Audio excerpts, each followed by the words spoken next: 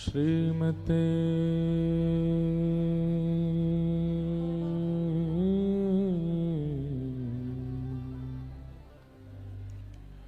रामानुजाय नमः।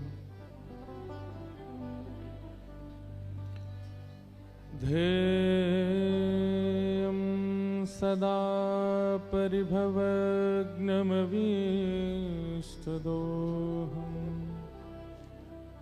तीर्थास्पदं शिवविरञ्चनुतं शरण्यम् भृत्यार्थहं प्रणतपालभवाब्धिपोतम् वन्दे महापुरुषते चरणारविन्दम्।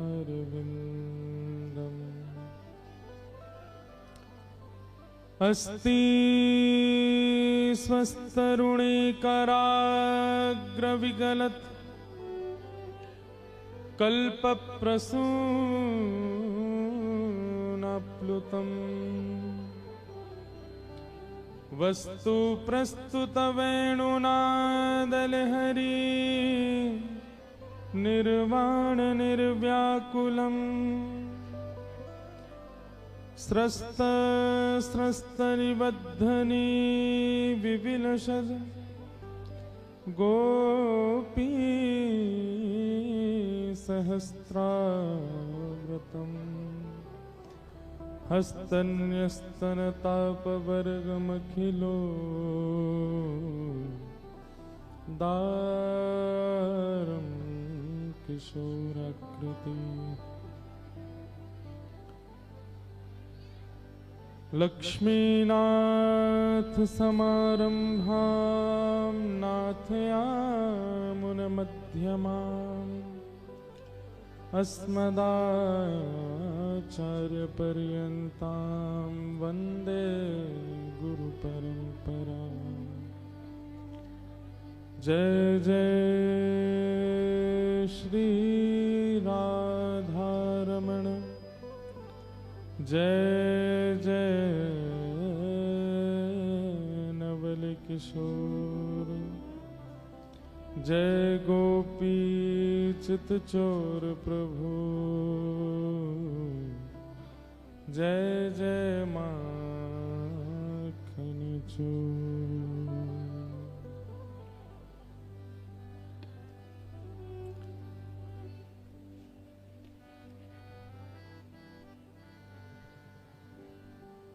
प्रेम और भाव से आज की मंगल कथा को प्रारंभ करें। उससे पूर्व सब लोग बड़े भाव से गाओ। गोविंद गोविंद गाइए रे भजो राधे गोपाल कृष्ण गाइए।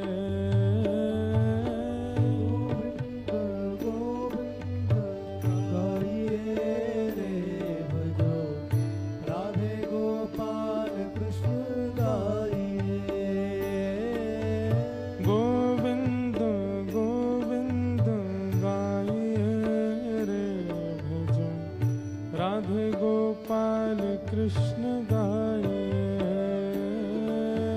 गोविंद गोविंद गाइए रे भजो राधे गोपाल कृष्ण गाइए। मुरली मनोहर गाइए रे भजो राधे गोपाल कृष्ण गाइए।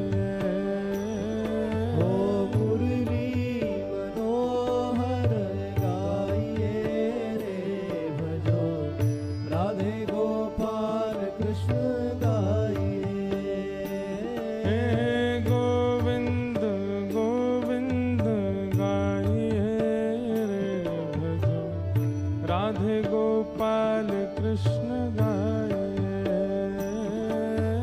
गोविंद गोविंद गाइए रे भजो राधे गोपाल कृष्ण गाइए।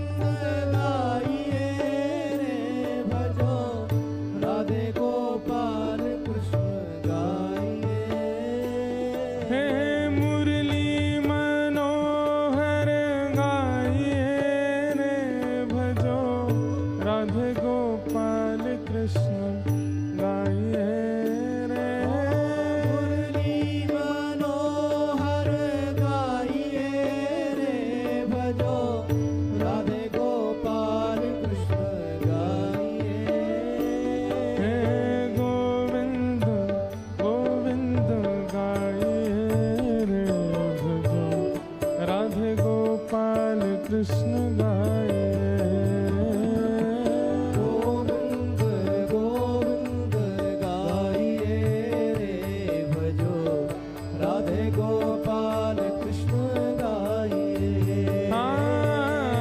गोविंद गोविंद गाइए रे भजो राधे गोपाल कृष्ण गाइए।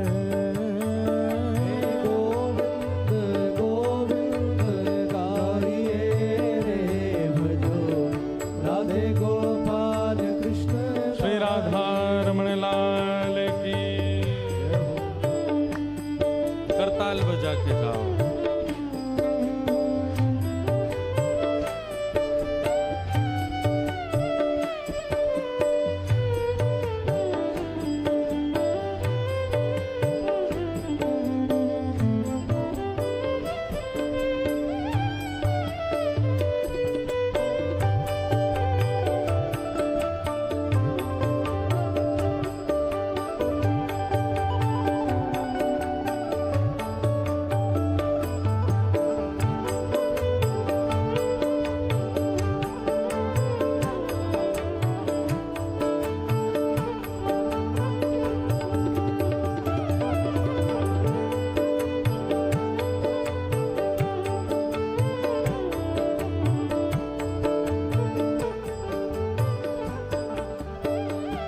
प्यारे राधा रमण लाल कृष्ण गाइए रे भजो राधे गोपाल कृष्ण गाइए रे। राधा रमण लाल कृष्ण गाइए रे भजो राधे गोपाल कृष्ण गाइए। श्री राधा वल्लभ लाल कृष्ण गाइए रे भजो राधे गोपाल कृष्ण गाइए रे। श्री राधा वल्लभ लाल कृष्ण गाइए रे भजो राधे गोपाल कृष्ण गाइए। प्यारे राधा गोपीनाथ कृष्ण गाइए रे भजो राधे गोपाल कृष्ण गाइए रे। राधा गोपीनाथ कृष्ण गाइए रे भजो राधे गोपाल कृष्ण गाइए। हे भजो गोविंद गोविंद गाइए रे भजो राधे गोपाल कृष्ण गाइए। गोविंद गोविंद गाइए रे भजो राधे गोपाल कृष्ण गाइए। गाइए गोविंद गोविंद गाइए रे भजो राधे गोपाल कृष्ण गाइए। ओ गोविंद गोविंद गाइए रे भजो राधे गोपाल कृष्ण गाइए। हे राधा रमण लाल भजो राधे गोविंदा। राधा रमण लाल भजो राधे गोविंदा। प्यारे राधा वल्लभ लाल भजो राधे गोविंदा। राधा वल्लभ लाल भजो राधे गोविंदा। राधा गोपीनाथ भजो राधे गोविंदा। राधा गोपीनाथ भजो राधे गोविंदा। मदन मोहन लाल भजो राधे गोविंदा।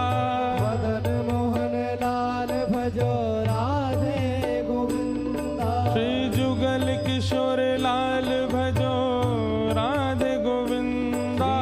जुगल किशोर लाल भजो राधे गोविंदा। कुंज बिहारी लाल भजो राधे गोविंदा। कुंज बिहारी लाल भजो राधे गोविंदा। हे प्यारे मदन मोहन लाल भजो राधे गोविंदा। मदन मोहन लाल भजो राधे गोविंदा। श्री मदन मोहन लाल भजो राधे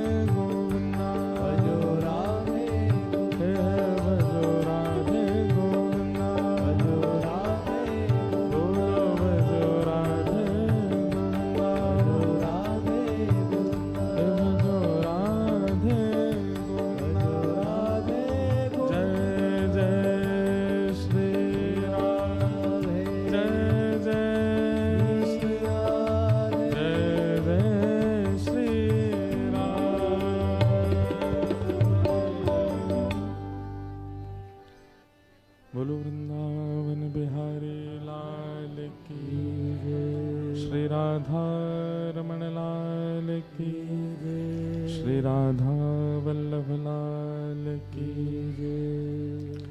सब संतन की जय, सब भक्तन की जय, सब विप्रन की जय, 84 कोस ब्रजमंडल धाम की जय, गिरिराज धरणे की जय, गोवर्धन नाथ की जय, श्याम सुंदर श्री यमुने महारानी की जय, श्रीमद् भागवत महापुराण की जय, लाला के बाबा की जय, बाबा के लाला की जय, लाला बाबा दोनों की जय। जय जय श्री राधे, जय जय श्री राधे, जय जय श्री राधे।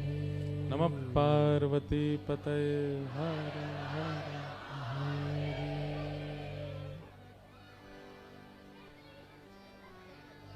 कौन है?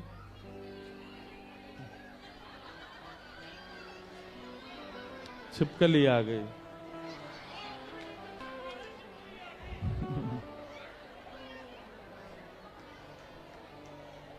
वाह।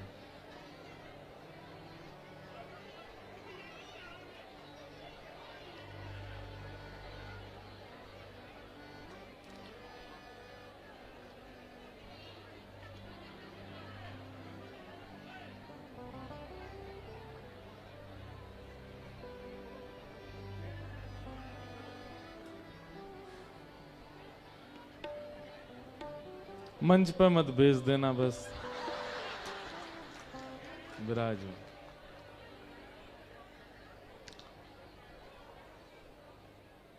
बोलो वृंदावन बिहारी लाल की जय।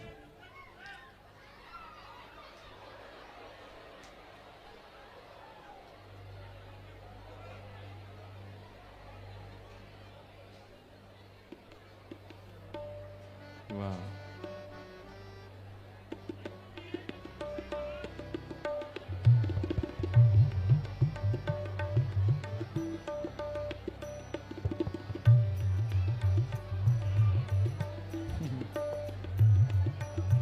बधाई हो।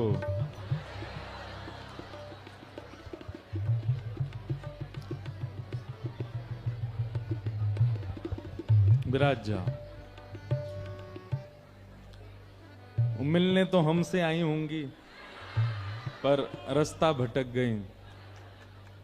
और आप लोग भी बढ़िया हो, उसको मंच तक ही भेज रहे थे, लेकिन कृपा है। परम मंगल में प्रात प्रखलेश्वर, अकारण करुणा वरुणालय, भक्तवांछा कल्पतरु।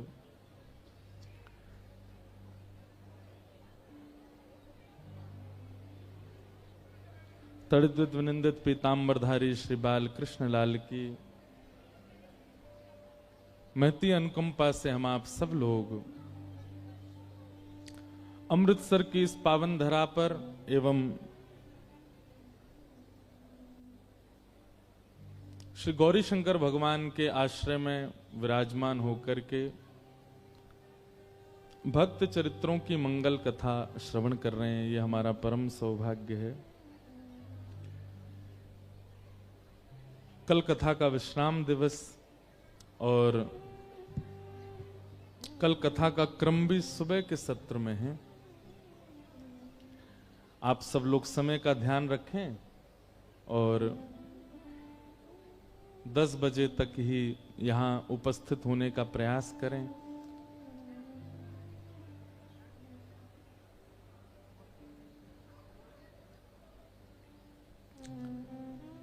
परम सौभाग्य है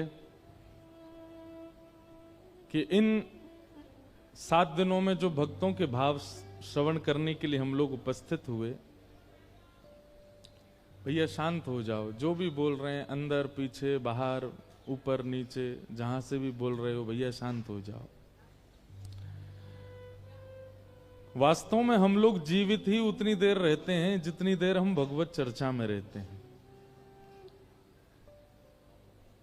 हम जीवित ही उतनी देर हैं जितनी देर कुछ श्रवण कर रहे होते हैं भगवत भाव। बाकी तो हमारा जीवन पशुवत ही है। उसके अतिरिक्त हम कुछ और नया कर नहीं रहे हैं। अगर कोई व्यक्ति ये कहता है कि मैंने बहुत धन कमाया, यानी बहुत परिश्रम करके कमाया, आप कभी जंगल सफारी पर जाइए, वहां आपको पता चलेगा कि जो टाइगर होता है ना, वो भी अपनी टेरिटरी बनाता है। जो जानवर होते हैं वो भी अपना एक स्थान नियोजित करते हैं। अरे जंगल में काहे को जाओ, शहरों में ही जो ग्राम सिन्न होते हैं, ग्राम सिन्न किसको कहते हैं पता है? कुकर किसको कहते हैं पता है? अब स्पष्ट शब्द बोलने में हमको बहुत अजीब सा लगता है, इसलिए हम ग्राम सिन्न मतलब गांव का शेर, जिनकी पूंछ सीधी नहीं होती, वो उनकी भी टेरिटरी होती है। मोहल्ले भी उनके बटे हुए होते हैं, दूसरे मोहल्ले का आ जाए तो महाराज उसको काट पीट देते हैं। उनके लिए वही धन कमाना है कि उनका मोहल्ला कितना बड़ा है। तो हम लोग कुछ विशेष नहीं कर रहे हैं। अगर धन कमाते हैं, नाम कमाते हैं, यश कमाते हैं, बहुत संपत्ति कमाते हैं, इसमें कोई विशेषता नहीं है। वास्तविकता यह है कि हम जितने दिन रहे, किया क्या, अपना कल्याण किया कि नहीं। मैं अधिकतर कहा करता हूं, मानव जीवन क्या है? अवसर। क्या है? अवसर। ठाकुर जी ने हमको अवसर दिया है, मौका दिया है। दो चीजों का मौका, एक तो बार बार संसार में आने के चक्र से मुक्त होने का मौका, और दूसरा अपनी प्राप्ति का मौका। बाय बाय लाला, तुम जा रहे हो क्या? बेचारा वहां से टाटा कर रहा है। जय हो। अवसर, मौका। भगवान श्रीमद् भागवत में कहते हैं, नृदेह माद्यम सुलभम सुदुर्लभम प्लवम सुकल्पम गुरु कर्णधारम मयानुकूलेन नभस्वतेरितम पुमान भवाब्धम न तरित्स आत्मः। बहुत सावधानी से सुनो। 84 लाख योनियों में अनेक वर्षों तक भटकने के बाद, भ्रमण करने के बाद, हमारी जो दिव्य आत्मा है, जो चेतना है, वो तो एक ही रहती है। वही छपकली बनती है, वही कॉकरोच बन जाता है, वही गधा बन जाता है, वही कुछ बनता है। कर्मानुसार हम लोग योनियों में भटकते रहते हैं। फिर वो आत्मा एक दिन परेशान होकर के ठाकुर जी से कहती, ठाकुर जी और कितने चक्कर लगेंगे पृथ्वी के? तो भगवान चित्रकेतु को बुलाते हैं, बोले इसको बताओ अभी कितने और इसके पूर्व के कर्म बचे हैं जिसके कारण इसको भ्रमण करना है। तब चित्रकेतु बताता है, अभी तो ये भी बनना है, अभी तो वो भी बनना है, अभी तो तुमने ऐसा भी किया था, ये भी होगा तुम्हारे साथ।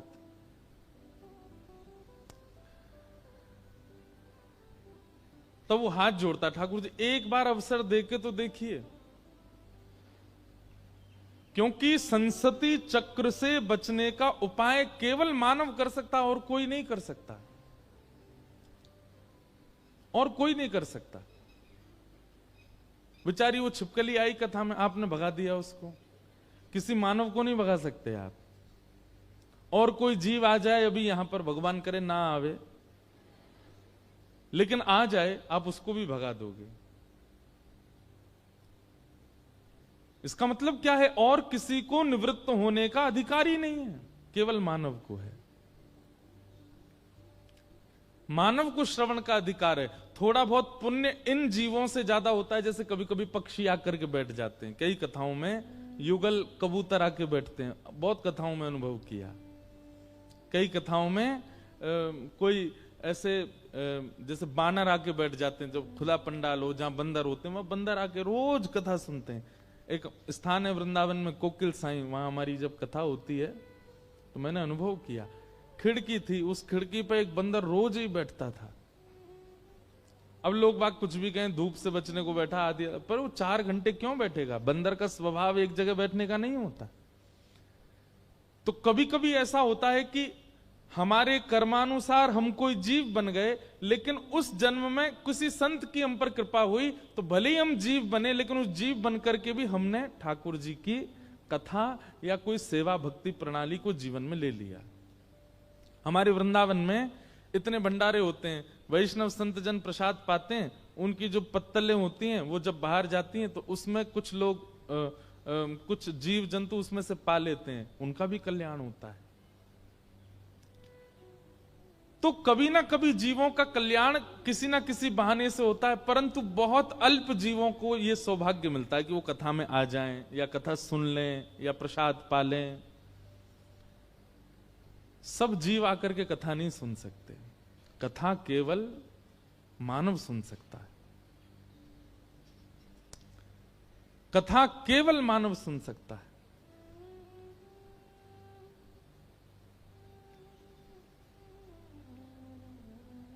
भगवान कहते हैं मेरी सबसे पहली कृपा है कि मैंने तुमको मानव बनाया। यहां बैठा अगर कोई व्यक्ति यह दावा करता है कि मुझ पर कोई कृपा नहीं है तो वो झूठ बोल रहा है। वो मानव है, ये सबसे पहली कृपा है। और फिर दूसरी कृपा क्या है? सुरक्षित मानव है, आंखें भी हैं, कान भी हैं, नाक भी है, जीभ भी है, हाथ भी है, पैर भी है। इनमें किसी किसी को कटौती मिलती है, कोई जन्म से नेत्र नहीं है, किसी के जन्म से कान नहीं है, जीभ नहीं है, किसी के हाथ नहीं है, पैर नहीं है, या कुछ और किसी किसी को आंतरिक दिक्कत होती है, किसी को दिमाग नहीं है, या शरीर के किसी अंग में कोई दिक्कत है। बहुत सावधानी से सुनिए। कुल मिला के पूरी बात यह क्या है कि हम मानव बने, इसका मतलब ठाकुर जी ने हमसे एक उम्मीद रखी है कि तुम इस बार निवृत्त होके आओगे, तुम इस बार संस्कृति चक्र से बच के आओगे। हमारी बात को बहुत सावधानी से सुनिए, इधर उधर मत देखिए, इधर देखो। उम्मीद है ठाकुर जी को हमसे, और हम उस उम्मीद पर कितने खरे उतरे। अच्छा, एक तो है कि किसी से आपको उम्मीद है, और फिर यह है कि आप उसकी उम्मीदों को पूर्ण करने में आप उसकी हेल्प भी करते हो। तो सोचो कितनी उम्मीद है। बहुत ध्यान से सुनिएगा। जो लोग कथा में नहीं आते, जो लोग वृंदावन नहीं जाते, जो लोग प्रवचन नहीं सुनते, जो लोग सदगुरु के पास नहीं जाते, या जो लोग ग्रंथों का आश्रय नहीं लेते, जो लोग भक्ति मार्ग का आश्रय नहीं लेते, केवल जी रहे हैं, खा पी रहे हैं, कमा रहे हैं और बस लुटा रहे हैं, उम्मीद उनसे भी है ठाकुर जी को, पर उनकी ठाकुर जी ने हेल्प नहीं की, आपकी हेल्प की। किस चीज में हेल्प की? एक तो आपसे उम्मीद, ऊपर से आपको भेजा ठाकुर जी ने भगवद मार्ग में, आपको एक सदगुरु प्रदान कर दिए, आपके माथे पर अपने चरण के रूप में तिलक विराजमान कर दिया, आपके कान में आपकी निवृत्ति के लिए अपना नाम प्रदान करवा दिया। इसका मतलब क्या है? जो लोग कथा में नहीं आए हैं उनसे केवल उम्मीद है, पर जो लोग कथा में बैठे इनसे एक्स्ट्रा उम्मीद है। इसलिए ठाकुर जी हेल्प भी कर रहे हैं कथा में भेज करके, वृंदावन के प्रति स्नेह प्रकट करवा करके, वृंदावन के संतों के प्रति, भगवत कथा गाने वालों के प्रति प्रेम प्रकट करवा के ठाकुर जी आपकी हेल्प भी कर रहे हैं। चलो तुम लोगों को कथा भी सुनवाएं, तुमको भक्ति मार्ग भी दिलवाएं, आपसे तो उनसे ज्यादा उम्मीद है। मतलब जो कथा में नहीं आते, अगर वो कहीं ना कहीं पाप कर्म करके मृत्यु को प्राप्त हुए तो उनसे ठाकुर जी इतने नाराज नहीं होंगे, आपसे ज्यादा हो जाएंगे। क्यों? तो तुम्हारी तो इतनी हेल्प भी करी थी, अमृतसर में रोज कथाएं करवा रहे थे, अमृतसर में बड़े से बड़े भक्तों को भेज भेज करके आपको भक्त चरित्र सुनवा रहे थे, उसके बाद भी तुम कल्याण नहीं कर पाए अपना। इसलिए भैया ठाकुर जी को निराश मत करना। ये जीवन मिला है, कर्तव्यों का निर्वहन करके जीना है, परंतु एक अपना उद्देश्य बना लीजिए। एक एम होता है ना हर व्यक्ति का, एक उद्देश्य बना लीजिए, प्राप्ति करनी है। हम निवृत्त होने आए हैं इस संसार से, कहीं कोई चूक हमसे हो ना जाए। व्यक्ति पाप कर्म क्यों करता है? उसके मन में यह भावना आ जाती है, जीवन मिला है, एक बार तो करके देख लो। नहीं, अब तक किया सो किया, अब नहीं, अब संभलना है, अब ये विचार रखना है चित्त में कि नहीं, अब ये क्रिया मुझसे ना बन जाए, ये बात मुझसे ना हो जाए, इसका बहुत ध्यान रखना है। भक्तिमती मीराबाई, उन्होंने ठाकुर जी की उम्मीदों पर खरे उतरे, चाहे जितनी परीक्षाएं ठाकुर जी ने प्रकट कर दी हो सामने, लेकिन मीराबाई ने अपने उस भाव का त्याग नहीं। एक बात हमारी और सुनिए, चाहे मीराबाई हो, चाहे रत्नावती हो, चाहे श्री हितरवंश महाप्रभु हो, स्वामी श्री हरदास जी महाराज हो, सूरदास जी हो, हम इन सब के प्रसंग सुन के इन जैसी रहनी नहीं रह सकते, ये बात स्पष्ट है। अब जो समय चल रहा है इसमें आप वैसी रहनी नहीं रह सकते, लेकिन कुछ अंश तो पालन कर सकते हो, कुछ चीजों का निर्वहन तो कर सकते हो।